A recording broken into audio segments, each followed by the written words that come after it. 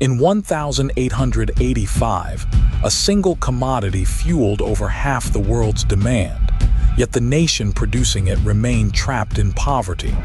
Brazil's story isn't just bad luck, it is a relentless cycle of commodity dependence. To understand why the country of the future never arrived, we must unmask its earliest illusion. For over 3 centuries, Brazil's economy relied on coerced labor.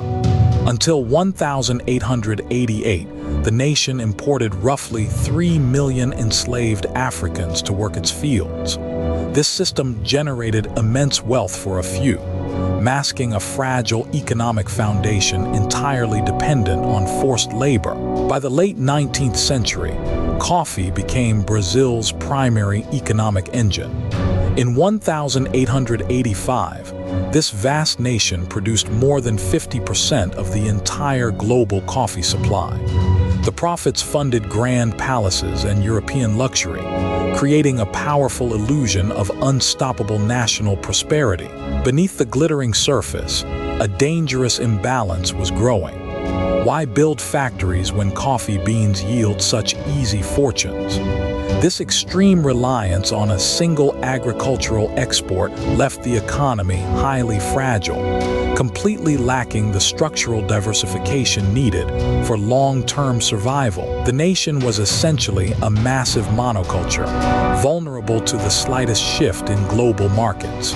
When coffee prices soared, elites reinvested in more land and labor, not in innovation or industry. The country was rich, but structurally hollow. Could a nation built entirely on the export of a single bean truly last forever? The answer was hiding in plain sight.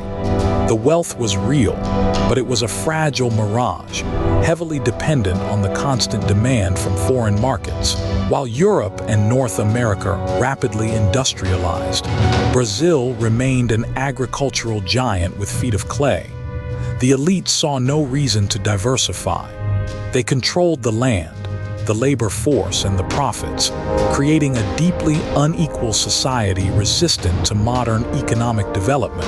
This structural fragility meant that Brazil's fate was decided not in Rio de Janeiro, but in London and New York. A bad harvest or a drop in international prices could instantly wipe out the national wealth, leaving the government scrambling for survival. The illusion of wealth was just the first trap. The country was about to learn that commodity dependence is a cycle, not a destination. Every boom would eventually hollow out its industrial core, triggering fiscal crises that would repeat for over a century. But this agricultural paradise was about to face a global shock that would force Brazil to change everything. Or so it seemed. The era of coffee and coerced labor was ending, and a harsh new economic reality was waiting to strike. During the 1930s, the Great Depression caused a severe decline in world coffee demand. Global markets evaporated overnight and coffee prices plummeted. An external crisis erupted, forcing Brazil to suspend its debt payments. The golden age of unchallenged commodities was dead. What happens when your only source of income suddenly vanishes? The country faced absolute ruin. Brazil started building factories and modernizing at a frantic pace. The state intervened heavily, shifting away from pure mercantilism to construct a domestic industrial base from scratch. Millions abandoned the rural countryside. Between the 1940 and 1991, Brazil's urban population surged from 31% to over 75%. This massive socioeconomic shift created a desperate need for jobs. The government answered by pouring money into steel, energy, and infrastructure projects. The strategy seemed to work beautifully. The share of industry in Brazil's economy grew from less than 20% in 1947 to nearly 40% by 1992. Agriculture faded. Concrete jungles replaced coffee plantations. Brazil was finally becoming a modern, industrialized nation, or so it appeared. But this rapid industrialization came with a hidden cost that would haunt the nation for decades. Was forcing factories to exist a brilliant move or a fatal mistake? Consider whether the true error was government intervention or the shifting global context, and share your thoughts below. The truth is, this industry was built on borrowed time and borrowed money. The state subsidized these factories by extracting wealth from agricultural exports. When commodity prices fell, the government printed money to cover the gap. Chronic inflation began to quietly eat away at the nation's wealth. This is the invisible trap of Dutch disease. When a resource boom floods the country with cash, the currency appreciates. Imports become cheaper, and your new domestic factories suddenly cannot compete. The industrial core hollows out, leaving behind a fragile shell supported only by state subsidies. Brazil was trapped in a brutal cycle. A commodity boom enriched the nation and strengthened its currency. But the moment global demand dropped, the artificially sustained industry collapsed. The government would then print more money, fueling hyperinflation and destroying the purchasing power of the working class. By the early 1990s, the miracle was suffocating under rampant inflation. The country needed a drastic fix. In 1994, the Plano Real was introduced, finally bringing stability and enabling sustained economic expansion. It seemed Brazil had finally broken the curse of its commodity past. But stability is not wealth. The Plano Real cured the symptom, not the disease. The structural dependence on raw materials remained deeply embedded in the economy. As the new millennium approached, a massive commodity supercycle was about to lure Brazil right back into the exact same trap. By the late 1940s, Brazil was no longer just a coffee exporter. Something unprecedented was happening. The nation was transforming itself into an industrial powerhouse, and the numbers were staggering. But this modernization came with a hidden price that few could have predicted. Between 1947 and 1992, industry's share of Brazil's economy surged from less than 20% to 39%. Meanwhile, agriculture collapsed from 28% down to just 11%. This was not gradual change. This was one of the fastest structural transformations in modern history. What do you think drove this rapid industrial shift in Brazil? The human cost of this shift was enormous. Brazil's urban population exploded from 31% in the 1940s to over 75% by 1991. Millions abandoned the countryside. Favelas multiplied around every major city. The country of the future was being built, brick by desperate brick. Picture this. The urban population grew by nearly 100 million in 5 decades. Sao Paulo went from a provincial town to a sprawling megacity. Rio de Janeiro burst at its seams. This was not development. This was a demographic earthquake reshaping an entire civilization. But here is the critical question nobody asked at the time. How does a developing nation fund such a massive transformation without sufficient savings? The answer would haunt Brazil for decades. The government turned to two dangerous allies: foreign debt and the printing press. Every factory built, every highway paved, every new hospital was financed with borrowed money and freshly printed currency. The bills were piling up. Was this reckless government spending or a necessary gamble for development? Share your thoughts in the comments. The consequence was inevitable. As the money supply expanded uncontrollably, prices began rising at terrifying speeds. By the 1980s, inflation was no longer a problem. It was a monster. Brazilians adjusted their lives around daily price changes, carrying stacks of worthless cruzeiros. This was a vicious cycle. The government printed more money to pay its debts. That printing created more inflation. More inflation demanded more printing. Meanwhile, the middle class watched their savings evaporate overnight. Real economic growth was suffocated beneath layers of artificial currency. Think about it. How do you plan for tomorrow when your money loses value by the hour? Businesses could not invest. Families could not save. The industrial miracle meant to make Brazil rich was being eaten alive by the very tool that funded it. By the early 1990s, Brazil was drowning. Hyperinflation was crushing the middle class. The dream of developed nation status was dead. But in 1994, a radical economic plan was introduced to kill the inflation monster forever, setting the stage for Brazil's greatest economic miracle. In 1994, Brazil launched the Plano Real, a bold monetary reform that ended decades of rampant hyperinflation. Prices that once doubled every month suddenly stabilized. For the first time in a generation, Brazilians could actually plan for tomorrow without watching their savings evaporate overnight. Before the Plano Real, inflation had reached astronomical levels annually. Supermarket workers rushed to change price tags multiple times a day. Workers spent wages the same hour they received them. The currency had been changed repeatedly over a few years. Brazil was an economic emergency. Monetary stability unlocked something profound. Businesses could finally invest with predictable costs. Consumers could borrow, save, and spend with confidence. The Plano Real did not just fix prices. It rewired the entire Brazilian economy, creating the conditions for a sustained expansion that would follow. From 2000 to 2012, Brazil became one of the fastest-growing major economies on Earth, averaging over 5% annual GDP growth.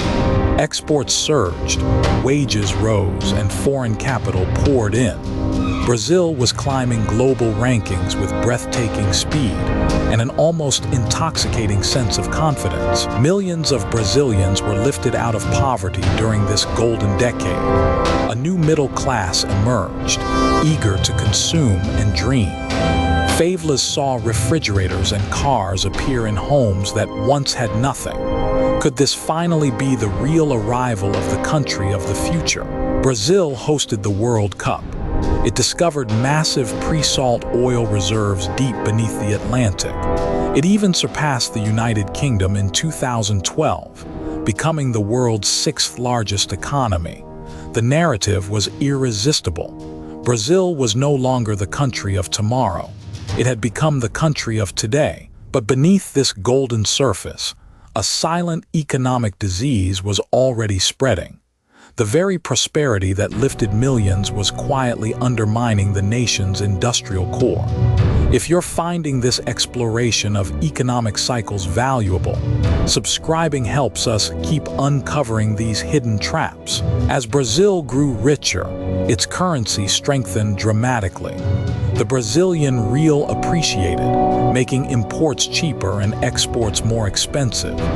This is the classic mechanism of Dutch disease.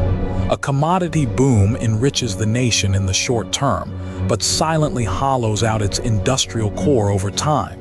Manufacturing, once the pride of Brazil's post-war economy, began to lose competitiveness. Factories struggled against cheap imports. Industrial jobs migrated to services. The share of industry in GDP, which had climbed for decades, started a slow, painful decline that few noticed amid the commodity-fueled prosperity. But this miracle was built on a foundation of sand. The boom depended entirely on soaring commodity prices, especially soy and iron ore sold to China. When that demand eventually faltered, Brazil would discover just how hollow its economic engine had truly become. The trap was already sprung. By 2012, a monumental shift occurred. Brazil's gross domestic product temporarily surpassed the United Kingdom, becoming the sixth largest economy globally. It seemed the country of the future had finally arrived. But what exactly was driving this explosive, unprecedented growth? The engine behind this miracle was not technological innovation, but a massive global commodity boom. Soaring demand from emerging markets filled Brazilian coffers. Exports of soybeans, iron ore, and oil skyrocketed. The nation was riding an unprecedented wave of raw material wealth. Yet, this flood of commodity wealth triggered a silent killer known as Dutch disease. As export revenues surged, the Brazilian currency appreciated dramatically. This made manufactured goods artificially expensive abroad and cheap imports irresistible at home. The industrial core began to erode. Subscribe to uncover how Brazil's economy can break free from this trap. Factories that had taken decades to build could no longer compete with cheap foreign products. Manufacturing stagnated, losing jobs and investment.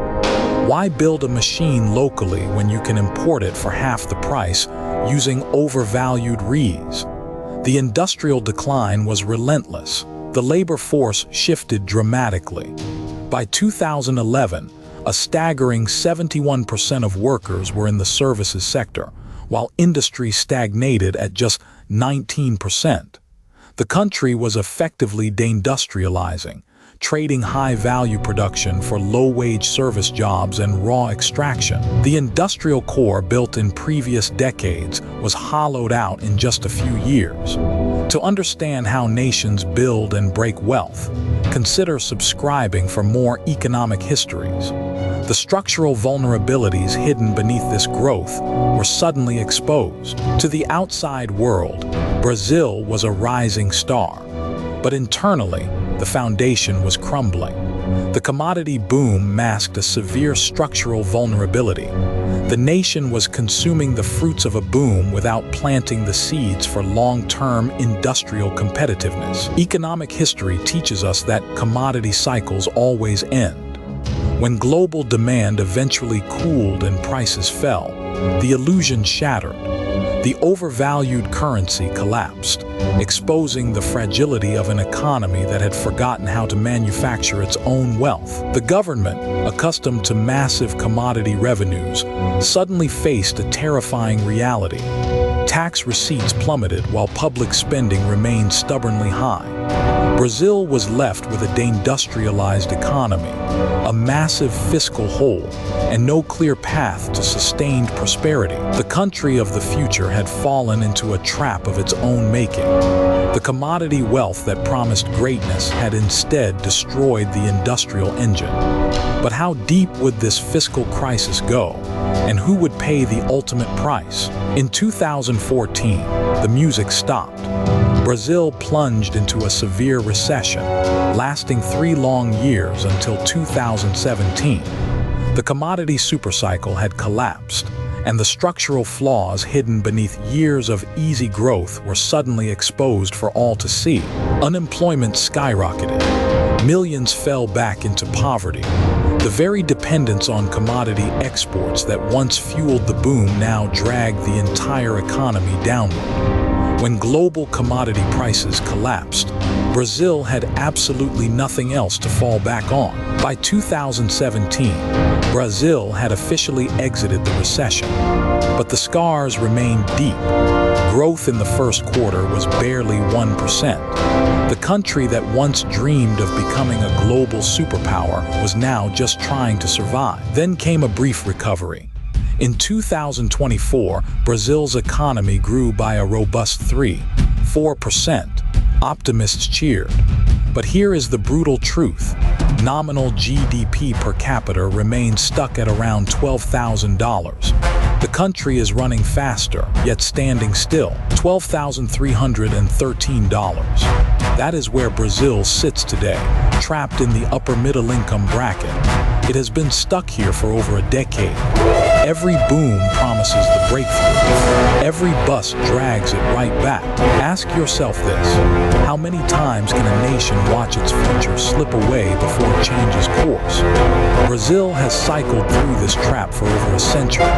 Sugar, gold, coffee, different commodities, same devastating pattern of hollowed-out industry. In 2012, Brazil briefly became the world's 6th largest economy, surpassing the United Kingdom. The dream seemed real. But within 2 years, the commodity cycle turned and the house of cards collapsed. The sixth largest economy was suddenly staring into the abyss. The lesson of Brazil is painfully clear. True wealth is not about what you pull from the ground, but what you build above it. Every commodity boom hollows out the industrial core, leaving the nation vulnerable when the cycle inevitably reverses. Brazil remains forever waiting for the future it was promised. The country of the future, they say. But the future never arrives because the present keeps repeating the past. Until Brazil breaks this commodity cycle, the promise will remain unfulfilled. This is not just Brazil's story.